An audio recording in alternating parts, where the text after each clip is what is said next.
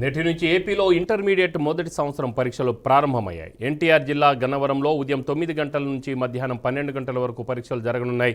ఫోన్లు, smart వాచ్లు, electronic పరికరాలకు అధికారులు లోపలికి అనుమతించలేదు. సీసీ కెమెరాల నిఘాలో పరీక్షలు నిర్వహిస్తున్నారు. పేపర్ లీకేజీ వంటి వదంతులు వ్యాపింపజేసే వారిపై కఠినంగా వ్యవహరిస్తామని అధికారులు స్పష్టం చేశారు. విద్యార్థులకు ఎలాంటి అసౌకర్యం కలగకుండా ఏర్పాట్లు చేశారు.